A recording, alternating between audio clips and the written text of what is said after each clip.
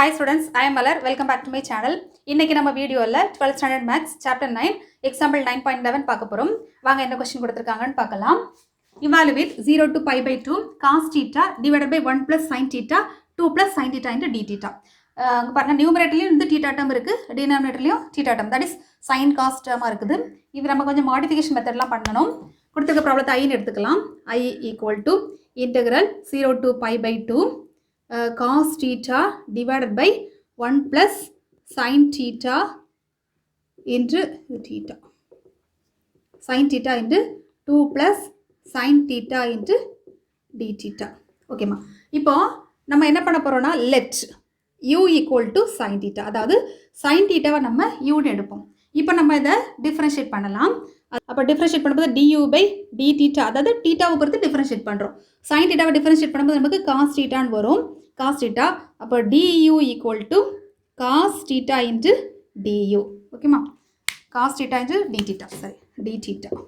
Okay, இதை நம்ம அப்படி எடுத்துக்கலாம், கன்சிடர் பண்ணிக்கலாம். இப்போ நம்ம மேலே கொடுத்துருக்க ப்ராப்ளத்தில் நம்ம சேஞ்ச் பண்ணலாம்.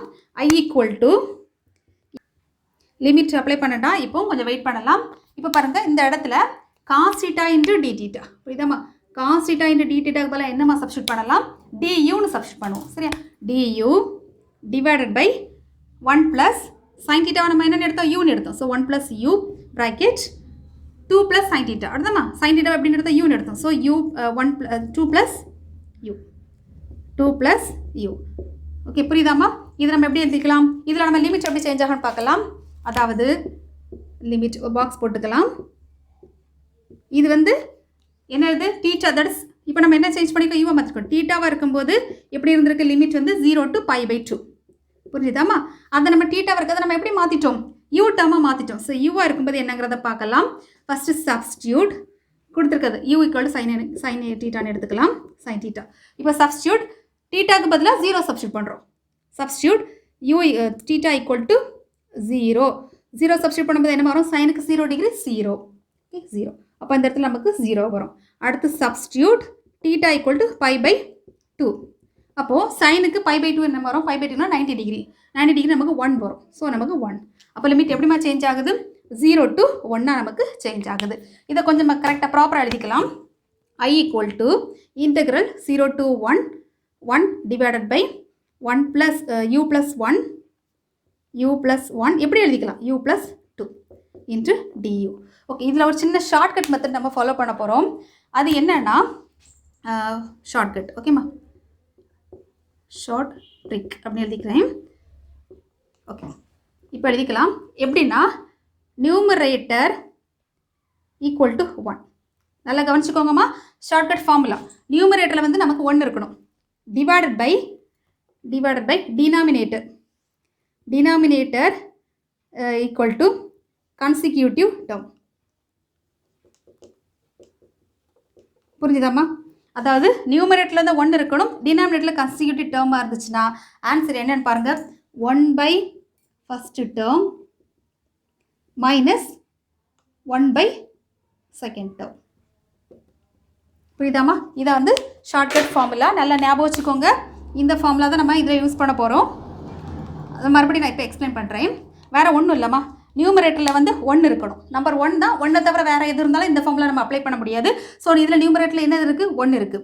அடுத்து டினாமினேட்டரில் கன்சிக்யூட்டிவ் டேர்ம். கன்சிக்யூட்டிவ் நம்ம அடுத்தடுத்து 1 இருந்தால் 2 இருந்தால் 2க்கு அப்புறம் 3 4 அப்படி 1 2 3 4 அப்படி போயிட்டு இருக்கோம் இல்லையா? அதான் கன்சிக்யூட்டிவ். இப்போ பாருங்கள், இங்கே 1 இருக்குது, அதுக்கடுத்து என்ன நம்பரமாக இருக்குது? 2 இருக்குது. ஸோ தொடர்ச்சியாக இருக்கிறதுனால இந்த ஃபார்முலா அப்ளை பண்ணலாம்.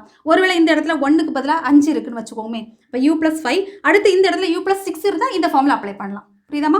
1 by ஃபஸ்ட் டேர்ம், இங்கே ஃபஸ்ட் டேர்ம்ங்கிறது யார்? u plus 1 மைனஸ் போட்டுக்கோங்க. 1 by செகண்ட் டேர்ம், இங்கே செகண்ட் டேர்ம்ங்கிறது யார்? u plus 2. புரிஞ்சுதா? அப்போ நியூமரேட்டரில் கண்டிப்பாக 1 இருக்கணும். கண்டிப்பாக இது வந்து மஸ்ட். புரியுதாம்மா? இது வந்து கண்டிப்பாக இருக்கணும். டிவைடட் பை டினாமினேட்டர் வந்து கன்சிக்யூட்டிவ் டேர்மாக இருக்கணும். அடுத்தடுத்து நம்மள எழுதிக்கோங்க. அடுத்தடுத்து. ஓகேம்மா, அடுத்தடுத்து டேர்ம். இப்போ நமக்கு இந்த ஷார்ட்கட் ஃபார்முலா தான் நம்ம அப்ளை பண்ண போகிறோம். இப்போ I எப்படி சேஞ்ச் ஆகும் பாருங்கள். I equal to integral 0 to 1. இப்போ எப்படி மாறி இருக்கு? நம்ம 1 by ஃபஸ்ட் டேர்ம் இல்லையாம்மா? 1 by ஃபஸ்ட் டேர்ம்ங்கிறது யாருங்க? u plus 1 into du plus அடுத்து ப்ளஸ் இல்லை மைனஸ் சரி minus integral 0 to 1 1 by second டேர்முங்கிறது யாருமா u + 2 u + 2 இன்ட்டு du. இது நம்ம ஆர்டினரி இன்டெகிரேட் பண்ணலாம். இதுக்கு இந்த இடத்துல நமக்கு ஒரு ஷார்ட்கட் ஃபார்முலா யூஸ் பண்ண தெரியும். என்னன்னா டினாமினேட்டர், அதாவது டிஃபரன்சியேஷன் ஆஃப் டினாமினேட்டர் டிஃபரன்ஷியேட் பண்ணும்போது நியூமரேட்டர் கிடைத்தால் equal to numerator. Tamil medium பிள்ளைங்களுக்கு தான் சொல்கிறேம்மா. டினாமினேட்டர்னா கீழே உள்ள டேர்ம், ஓகேவா? அந்த டேஷுக்கு கீழே இருக்குல்ல, அதாவது இது வந்து தொகுதின்னு சொல்லுவோம். தொகுதினா தொப்பி நம்ம தலையில் தானே வைப்போம். ஸோ தொகுதினா மேலே உள்ளது. இதுனா பாதம்னா எங்கே இருக்கும்? கீழே தானே இருக்கும். ஸோ பாதம்னா பகுதி. சரியாம்மா? இது வந்து தொகுதி, இது வந்து பகுதி. அப்போ பகுதியை தான் நம்ம டினாமினேட்டர் நம்ம சொல்கிறோம். நியூமரேட்டர்னா தொகுதி. அப்போது இது வந்து பாதம், அப்படி மறக்காமல் இருக்கிறதுக்காக நான் சொல்கிறது. பாதம்னா கீழே இருக்கக்கூடியது. ஸோ டினாமினேட்டர் டிஃபரன்ஷியேட் பண்ணும்போது நியூமரேட்டர் கிடைத்தால் அதுக்கு ஃபார்முலா என்னது? log of denominator. இது வந்து ஒரு ஷார்ட்கட், நமக்கு தெரிஞ்ச ஃபார்முலா. நிறைய ப்ராப்ளத்தில் இந்த ஷார்ட்கட்டை நம்ம யூஸ் பண்ணுவோம். புரியுதாம்மா? Shortcut formula. இந்த ஃபார்முலாவை தான் நம்ம இதில் அப்ளை பண்ண போகிறோம். இப்போ பார்க்கலாம். அப்போ I = இப்போ log, அதாவது யூவை டிஃபரன்ஷியேட் பண்ணும்போது என்னமா கிடைக்கும்? 1. நியூமரேட்டரில் 1 இருக்குதா? இப்போ 1 டிஃபரன்ஷியேட் பண்ணும்போது 0 ஆயிரும். கான்ஸ்டன்ட் 0 இல்லையா, விட்டுடலாம். அப்போ நம்ம நியூமரேட்டர் கிடைக்கிறதுனால log of u + 1. இதுக்கு நம்ம லிமிட் அப்ளை பண்ண போகிறோம். 1 0 ப்ளஸ் மைனஸ் போட்டுக்கோங்க, மைனஸ். அது மாதிரி இங்கேயும் பாருங்கம்மா, யூவை நம்ம டிஃபரன்ஷியேட் பண்ணும்போது நியூமரேட்டரே கிடச்சிருக்கு.